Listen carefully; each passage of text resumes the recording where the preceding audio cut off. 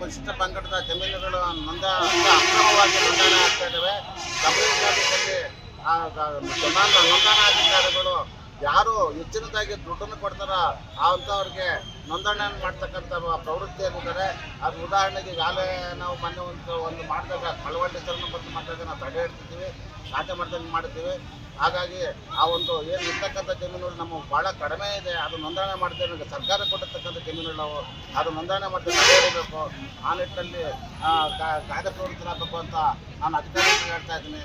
ಮತ್ತು ಏನು ನಮೂನೆ 53-52 ನಮೂನೆಗಳು ಏನಿದ್ದಾವೆ, ಇವತ್ತು ಸುಮಾರು 40-50 ವರ್ಷಗಳಿಂದ ಸರಬರಾಜು ಮಾಡಿಕೊಂಡು ಕಾಲಕ್ಕೆ ಯಾವ ನಮೂನೆಗಳು ಬರ್ತವೆ, 53 ಬಂದಾಗ 53, 57 ಬಂದಾಗ 57, ಈ ರೀತಿ ಕಾಲಕ್ಕೆ ನಮೂನೆಗಳು ಹಾಕ್ತಾನೆ ಬರ್ತಾ ಇದ್ದಾರೆ. ಬಟ್ ಅವ್ರಿಗೆ ಜಮೀನು ಮಂಜೂರಾಗಿಲ್ಲ.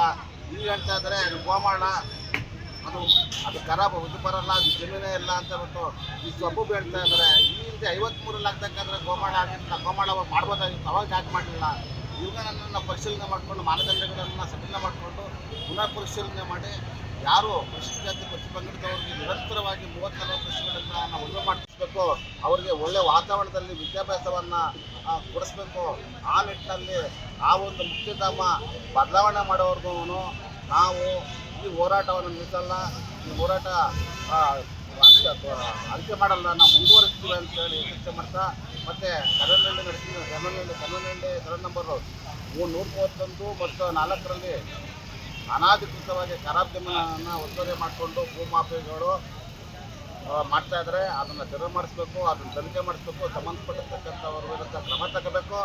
ಅವರು ಹಿತಾಚಿಗಳು ಮತ್ತು JCBಗಳನ್ನು ಬೆಟ್ಟವನ್ನು ಪುಡಿ ಮಾಡಿ ಅಲ್ಲಿ ಸುಳ್ಳು ಆಶ್ವಾಸನೆಗಳನ್ನು ಕೊಟ್ಟು ಯಾವುದೋ ಲೇಔಟ್ ಮಾಡ್ತಾ ಇದ್ದೀವಿ. ಇಲ್ಲೇ ರೈಲ್ವೆ ಸ್ಟೇಷನ್ ಬರುತ್ತೆ, KSRTC ಬಸ್ ಬರುತ್ತೆ, ಇಲ್ಲಿ ಬಸ್ ಸ್ಟ್ಯಾಂಡ್ ಆಗುತ್ತೆ ಅಂಥೇಳಿ ಜನಗಳಿಗೆ ಸುಳ್ಳು ಆಶ್ವಾಸನೆಗಳನ್ನು ನೀಡಿ ಅಲ್ಲಿ ಯಾವುದೋ ಒಂದು ಲೇಔಟ್ ಮಾಡ್ತಾ ಇದ್ದಾರೆ. ಇದಕ್ಕೆಲ್ಲ ಯಾರು ಕೊಮ್ಮ ಕೊಟ್ಟಿದ್ದಾರೆ ಅಂತ ಗೊತ್ತಾಗ್ತಾ ಇಲ್ಲ. ಈ ತಾಲೂಕಿನ ಜನಪ್ರತಿನಿಧಿಗಳ ಹೆಸರನ್ನು ಅಕ್ರಮ ಮಾಡ್ಕೊಳ್ತಾ ಇದ್ದಾರೆ.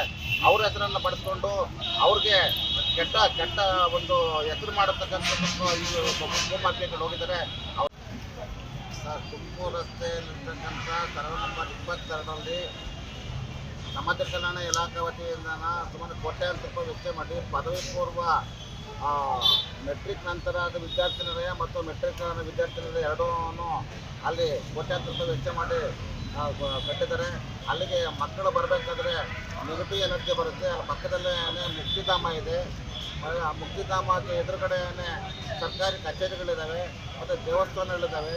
ಹಾಗಾಗಿ ಆ ಮುಕ್ತಿಧಾಮವನ್ನು ಬೇರೆಡೆಗೆ ಬದಲಾವಣೆ ಮಾಡಬೇಕು. ಆ ಪರಿಶಿಷ್ಟ ಜಾತಿ ಮತ್ತು ಪರಿಶಿಷ್ಟ ಪಂಗಡದ ವಿದ್ಯಾರ್ಥಿಗಳಿಗೆ ವಿದ್ಯಾಭ್ಯಾಸ ಮಾಡತಕ್ಕಂಥದಕ್ಕೆ ಅನುಕೂಲ ಮಾಡಿಕೊಡ್ಬೇಕು. ಅಲ್ಲಿ ಆ ಮಕ್ಕಳು ಭಯಭೀತರಾಗಿ ಅಲ್ಲಿ ಬರೋದಕ್ಕೂ ಕೂಡ ಹಿಂದೆ ಮುಂದೆ ನೋಡ್ತಾರೆ.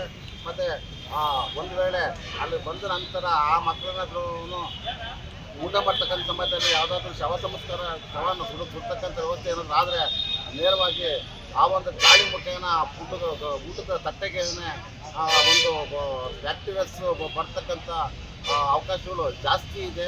ನಾನು ಪತ್ರಿಕಾ ಮಾಧ್ಯಮದವರಿಗೆ ನಾನು ಸಂಬಂಧಪಟ್ಟ ಅಧಿಕಾರಿಗಳು ಕೂಡ ಎಚ್ಚೆತ್ಕೋಬೇಕು. ನಮ್ಮ ಒಂದು ಬೇಡಿಕೆಗಳನ್ನು ಅತಿ ಶೀಘ್ರದಲ್ಲಿ ಈಡೇರಿಸ್ತಾರೆ ಅಂತ ನಾನು ಭಾವಿಸ್ತೇನೆ.